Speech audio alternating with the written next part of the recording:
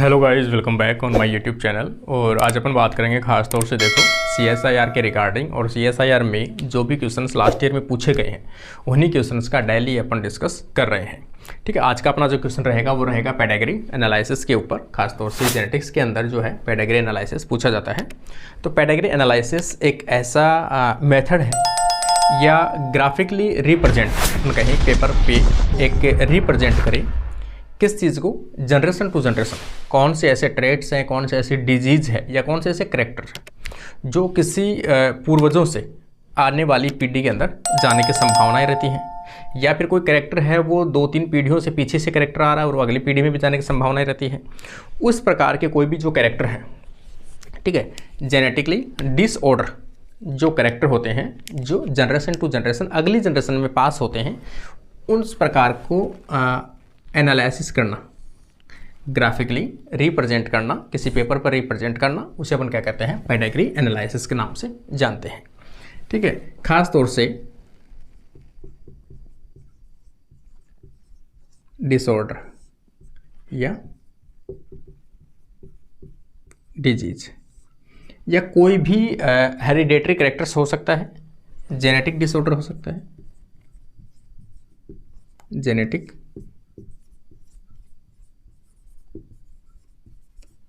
Hereditary, कोई भी ऐसा कैरेक्टर हो जो जनरेशन टू जनरेशन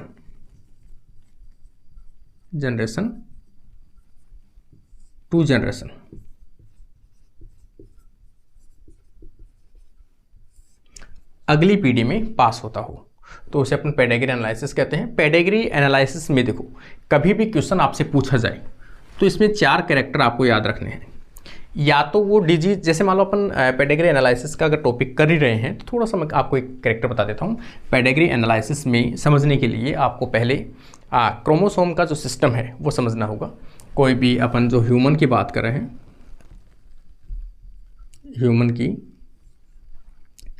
ह्यूमन में 2 प्रकार के क्रोमोसोम पाए जाते हैं, एक ऑटोसोमल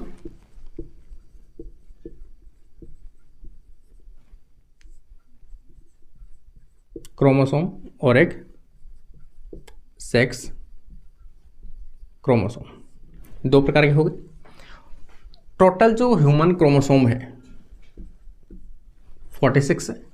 इसका मतलब 46 को अपन ऐसे भी लिख सकते हैं 44 प्लस XY या XX, ऐसे भी लिख सकते हैं। इनमें से ऑटोसोमल की अगर बात करें तो यहाँ पर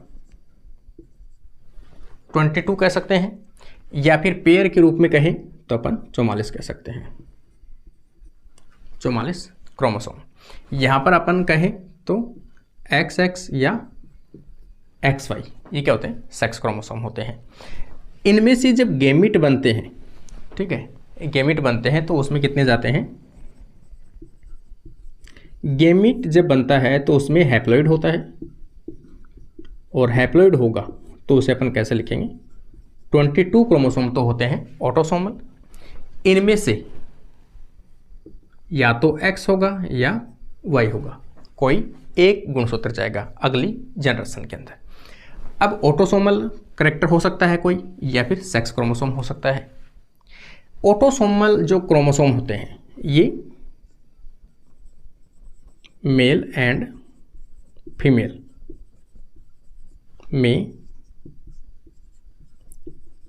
सेम होते हैं, मेल और फीमेल में क्या होते हैं, सेम होते हैं। जबकि इसमें अपन देखें मेल में तो XY होता है और फीमेल में केवल XX होता है। ये सिंपल सी चीज़ है। इस आधार पर कैरेक्टर किस प्रकार का हो सकता है, देखो इसमें 4 कैरेक्टर आ सकते हैं। या तो डिजीज कैसी है, ऑटोसोमल है। ऑटोसोमल में भी 2 प्रकार आप कह सकते हो, ऑटोसोमल को 2 प्रकार कह सकते हो, या तो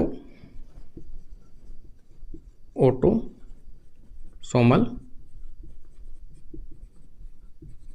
डोमिनेंट, ऑटोसोमल हो सकता है लेकिन डोमिनेंट हो सकती है। और जब डोमिनेंट कैरेक्टर आता है तो सभी जनरेशन में वो कैरेक्टर देखने को मिलता है। दूसरी चीज ऑटोसोमल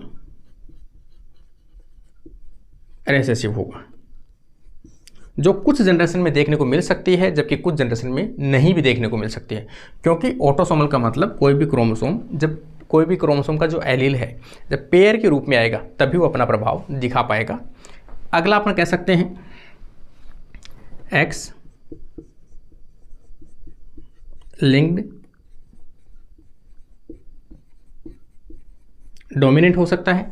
एक्स क्रोमोसोम से रिलेटेड कोई डिजीज हो, वो डोमिनेंट करेक्टर हो तो एक्स लिंक्ड डोमिनेंट हो सकता है। एक्स लिंक्ड रेसेसिव भी हो सकता है कि एक एक्स का कोई प्रभाव ना पड़े, एक्स एक्स दोनों अगर एक जैसे हो रो करने वाले तभी करेक्टर शो करता है। फिफ्थ आता है वाई लिंक्ड डिजीज, क्योंकि वाई लिंक्ड में डोमिनेंट रेसेसिव होता ही नहीं, केवल मेल में ही आएगा, तो ये वाई लिंक्ड है। अगर अब अपन देखें पहली चीज, अगर ऑटोसोमल डिजीज होगी, ठीक है, ऑटोसोमल कोई भी डिजीज होती है तो वो मेल और फीमेल में समान पाई जाएगी, मेल और फीमेल में समान, ठीक है। ये लाइन आपको याद रखनी है, क्योंकि 22 क्रोमोसोम मेल में है और 22 फीमेल गैमेट में है, ये तो सेम रहते हैं। अगर एक्स लिंक्ड की बात करें, एक्स लिंक्ड में अगर देखे जाए तो एक्स लिंक्ड डोमिनेट जो होती है वो मेल और फीमेल में दोनों में समान, मेल एंड फीमेल समान, क्योंकि डोमिनेंट है तो डोमिनेंट का मतलब एक एक्स भी अगर आ गया, जैसे मान लो मेल के अंदर एक एक्स होता है, फीमेल के अंदर 2 एक्स होते हैं, तो एक एक्स भी अगर रो करने वाला आ गया तो भी रो करेगा, क्यों, डोमिनेंट है। इसमें तो वैसे भी एक एक्स आ गया तो भी करेक्टर करेगा, इसमें दोनों में से एक भी आ गया तो भी डोमिनेंट है तो भी करेक्टर शो करेगा। अगर एक्स लिंक्ड रेसेसिव है, रेसेसिव का मतलब दोनों एक्स क्रोमोसोम के ऊपर वो करेक्टर होने चाहिए तभी वो जाकर शो होता है। इसका मतलब ये मेल में मोस्टली देखने को मिलता है, mostly male and rare female, female में बहुत कम देखने को मिलता है क्योंकि ऐसी कंडीशन होना रेयर है, लेकिन यहाँ पर ऐसी कंडीशन होना नॉर्मल है। एक एक्स आ गया मेल के अंदर और वो करेक्टर शो हो गया, और वाई वाला हमेशा मेल में ट्रांसफ़र होता है। ये इसके करेक्टर्स थे। और अब जो क्वेश्चन पूछा है, पेडिग्री एनालिसिस पूछा है कि इसमें कौन से ट्रेट्स हो सकते हैं। ये पेडिग्री एनालिसिस कौन से किस प्रकार की हो सकती है, यहाँ पर ऑप्शन में आपके दिए हैं X linked recessive trait, autosomal recessive trait, Y linked trait और एक्स लिंक्ड डोमिनेंट ट्रेट।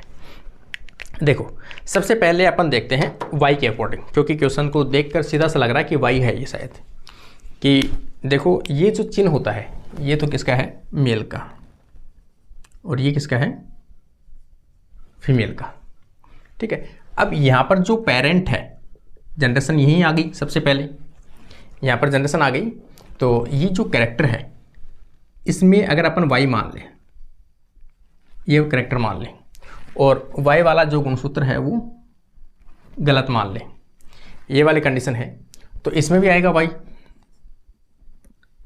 इसमें भी वाई आएगा, इसमें भी वाई आएगा, इसमें भी वाई आएगा। ये तो फीमेल है, इसमें तो वाई आएगा नहीं, एक्स एक्स आएगा। इसका मतलब इसमें कैरेक्टर भी नहीं है, यहाँ तक ठीक है, इसका मतलब ये वाई के अकॉर्डिंग चल रहा है, इसमें नहीं आया है कुछ भी।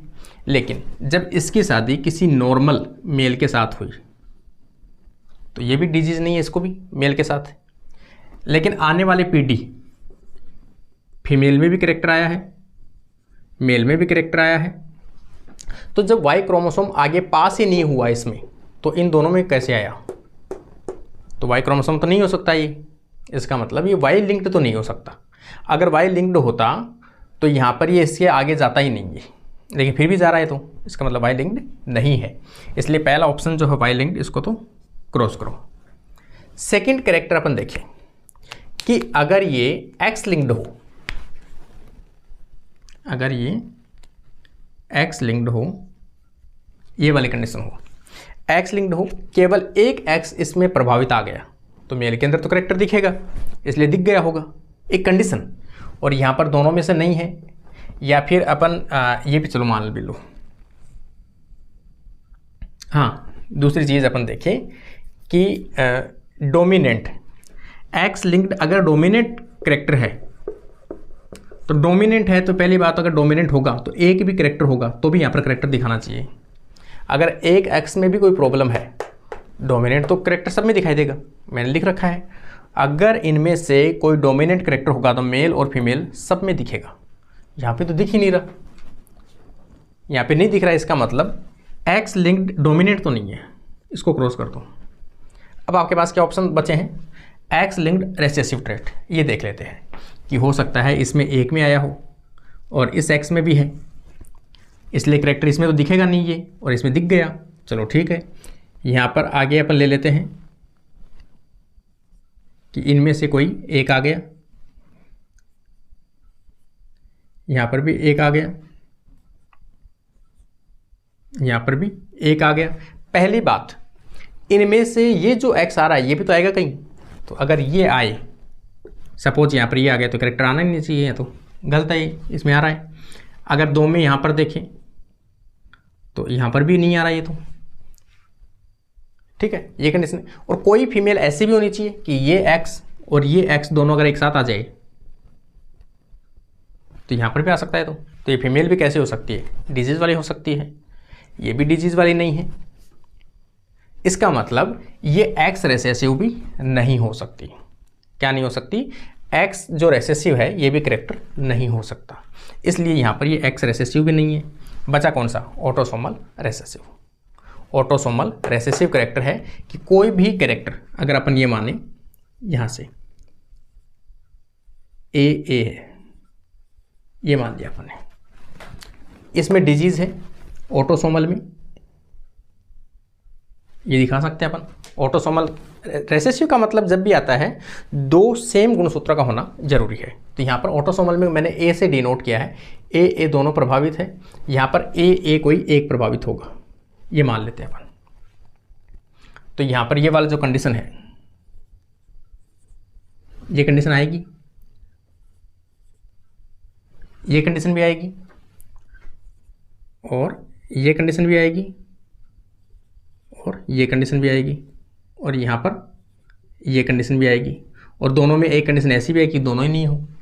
तो अगर इनका एक ग्राफ और बनाया अपन ऐसा, तो वो बिना डिजीज़ भी आ सकता है, ऐसी कंडीशन भी आ सकती है। लेकिन ऐसी कंडीशन आएगी नहीं, ये ऐसी कंडीशन आ सकती कैरियर, क्योंकि इनमें दोनों है, इनमें एक है, तो कैरियर तो कंडीशन आ सकती है, लेकिन ऐसी कंडीशन नहीं आएगी। ठीक है, और इसमें अगर करेक्टर नहीं आया है तो इसका मतलब ये कंडीशन अपन इसे डिनोट कर सकते हैं कि ये करेक्टर तो नहीं आया है लेकिन कैरियर है ये, और इस कैरियर के साथ ही अगर इसके नॉर्मल से हुई है यहाँ वाले के साथ, और ये भी क्या है? कैरियर हुआ, ये भी कैरियर है। एक ऑटोसोमल क्रोमोसोम में प्रॉब्लम है, इसके भी एक में प्रॉब्लम है, लेकिन जब आने वाले की कंडीशन आएगी तो इसमें भी ये आ गया, और इसमें भी ये आ गया, और इसमें भी ये आ गया, क्योंकि रेंडम मेटिंग होती है, क्रोमोसोम कैसे भी एक्सचेंज हो सकते हैं। तो मोस्टली इसके मैक्सिमम चांसेस जो हैं आंसर के, वो कौन सा रहेगा? ऑटोसोमल रिसेसिव डिजीज के मैक्सिमम चांसेस रहेंगे। तो ये एक क्वेश्चन आया हुआ था, और इस क्वेश्चन का आंसर मैंने कोशिश की है यूनिट नंबर 8 से। ठीक है, तो ये क्वेश्चन था पेडिग्री एनालिसिस का। तो इस प्रकार से आप इसको सॉल्व कर सकते हैं, और इसमें किसी प्रकार का डाउट हो तो भी आप कमेंट बॉक्स में कमेंट जरूर करें, ताकि अगला क्वेश्चन अपन लेके आए तो उसमें इंप्रूव हो, या कोई भी आपके डाउट हो तो उसके आंसर अगले वीडियो में मैं दे सकूं। आज के लिए अपना वीडियो यहीं कंप्लीट होता है। Thank you friends.